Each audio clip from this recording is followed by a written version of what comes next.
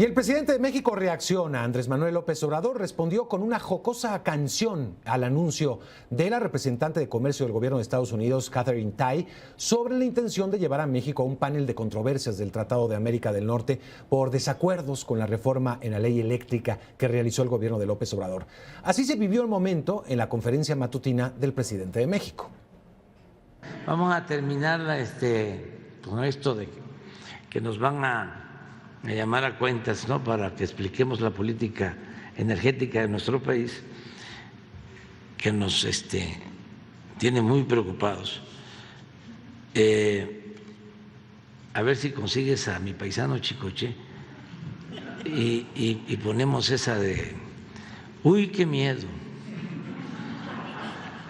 A ver, ponla, Bar, de una vez, si la tienes por ahí. El dólar va para arriba y el peso sigue bajando. Uy, qué miedo, mira cómo estoy temblando. Uy, qué miedo, mira cómo estoy temblando.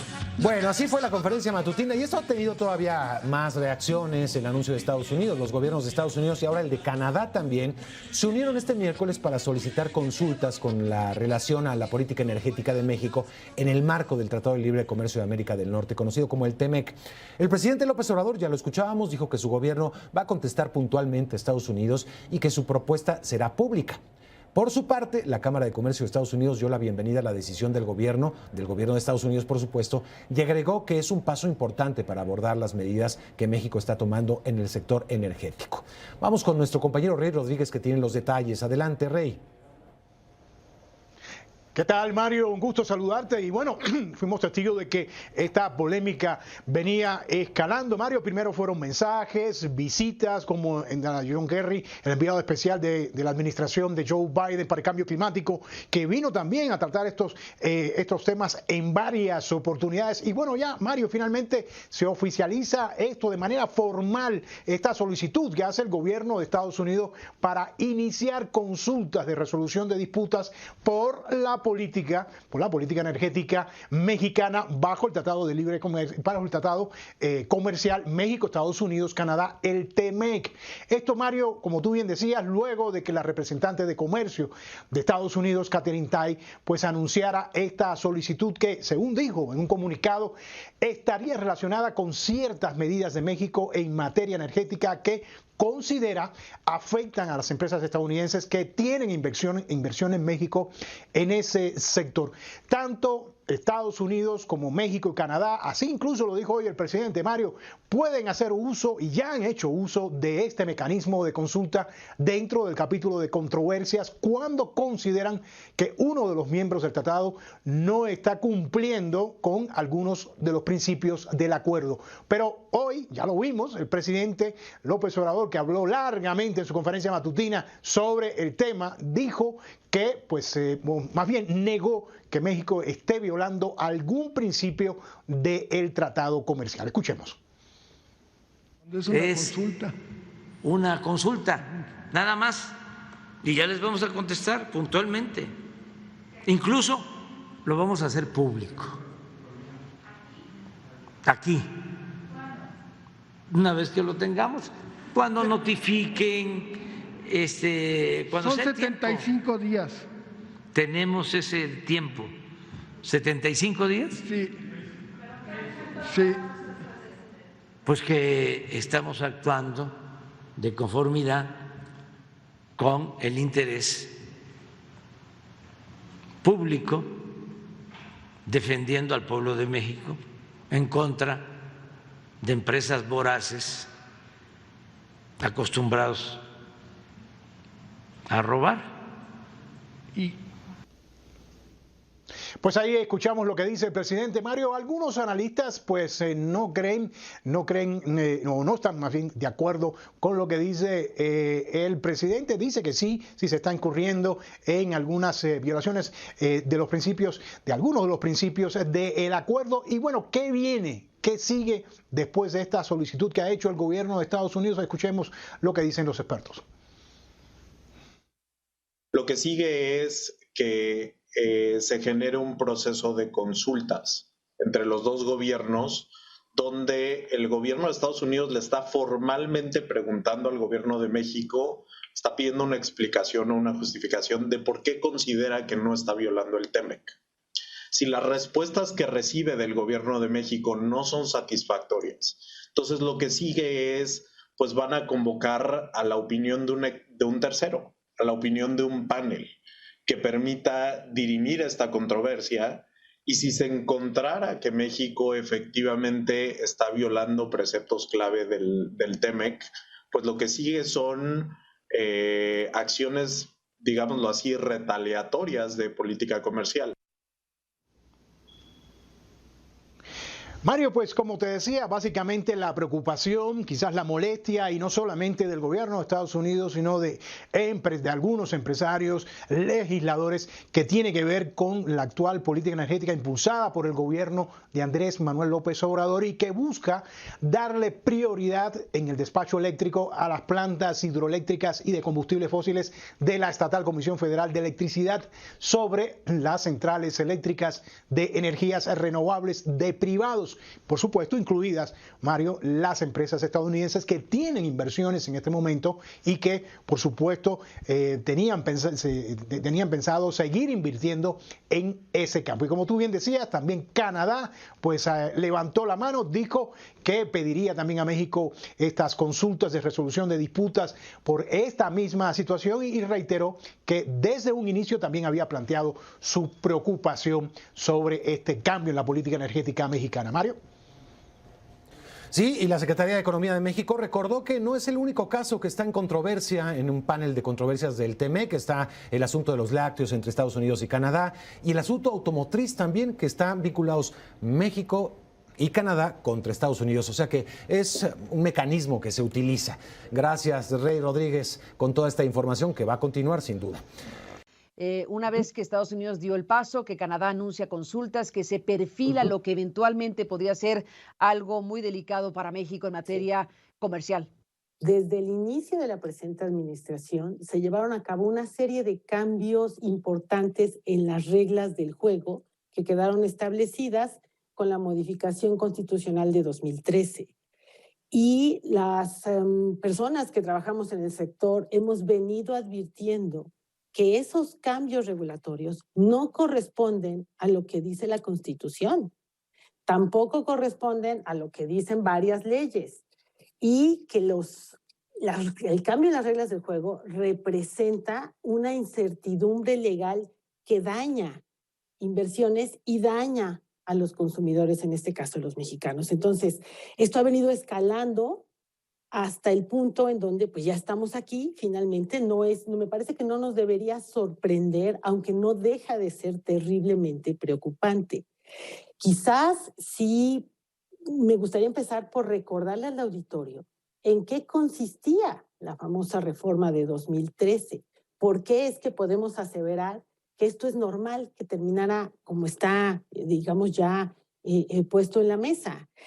Con la reforma de 2013, se abrió a la iniciativa privada la posibilidad de participar en todas las actividades de hidrocarburos y en la generación de electricidad y la venta de electricidad.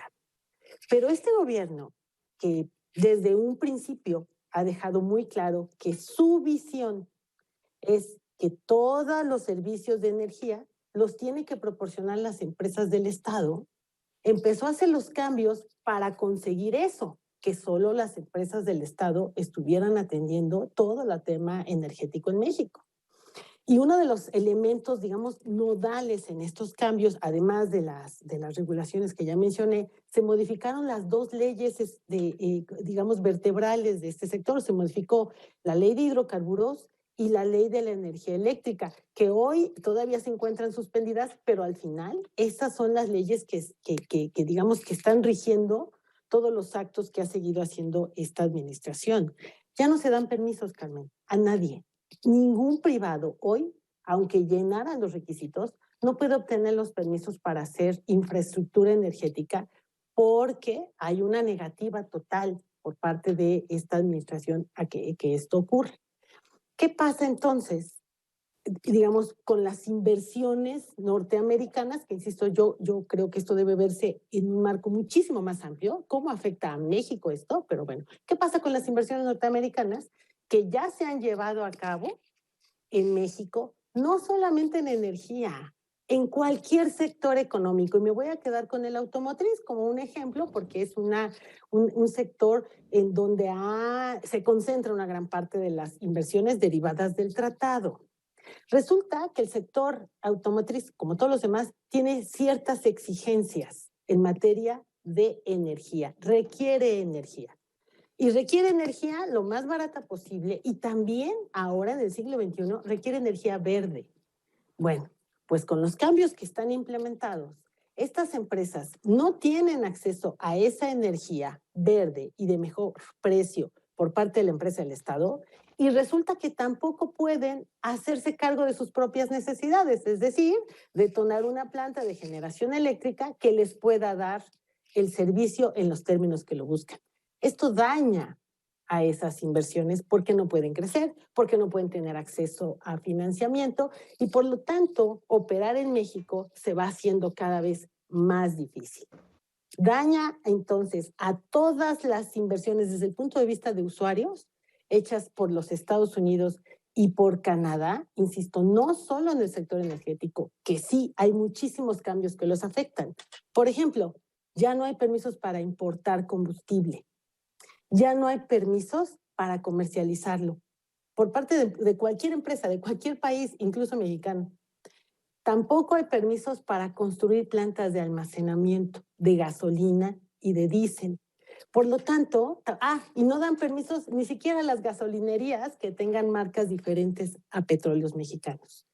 ¿Eso es una afectación a las inversiones de los Estados Unidos? Yo no tengo la menor duda que sí, pero insisto, esto tiene que verse, en mi opinión, con un espectro mucho más amplio, porque también es una afectación muy importante para México, porque no tenemos acceso a la competencia en el sector energía y resulta que la evidencia, luego de 4 años de esta política energética dogmática, es que las empresas del Estado no pueden solas, es evidente, no ha habido inversiones más que una refinería que no está acabada y tampoco pueden cumplir, por lo tanto, al no tener, digamos, forma de atender lo que necesitamos, tampoco pueden cumplir con temas ambientales, con temas de menores costos y pues esto definitivamente afecta a la competitividad de nuestro país, que es un país fundamentalmente exportador.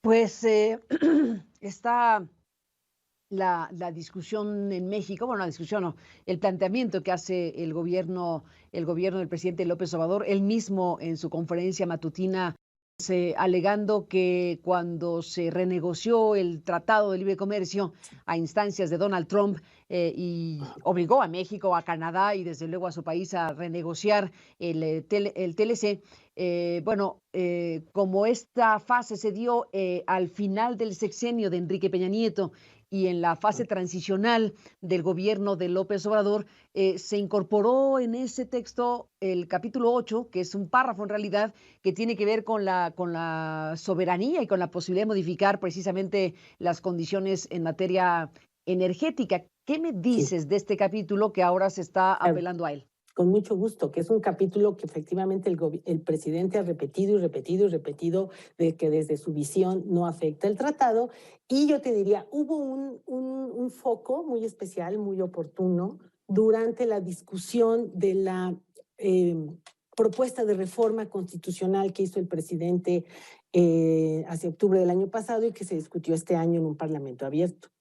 Y ahí los expertos en materia de tratados fueron muy claros al decir, lo que dice ese famoso capítulo 8 es prácticamente lo que dice la Constitución. ¿México tiene derecho a modificar su Constitución? Por supuesto que sí, como cualquier otro Estado soberano. Pero si el cambio en la Constitución implica que cambias reglas del juego que ya estaban implementadas, entonces tienes derecho a hacerlo, pero también tienes que pagar las consecuencias por hacerlo. Y ese es el punto aquí.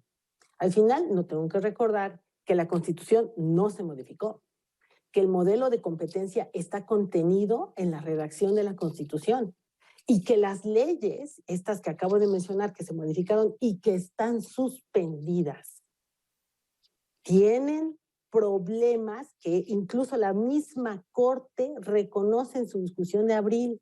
Ok, no encontró los votos para declararla inconstitucional, de acuerdo, pero esas leyes están sujetas a amparos, como lo está cualquier ley, en la medida en que su implementación afecte los derechos constitucionales de los mexicanos. Tengo que decirlo, ya lo dije, opera como un dogma presidencial, le toca a la CFE y le toca a Pemex, muy bien, así lo están implementando, pero hay consecuencias. Y una consecuencia es que viola el tratado. Y si viola el tratado, pues de manera natural los socios se van a defender y van a intentar, digamos, detener el daño de alguna manera.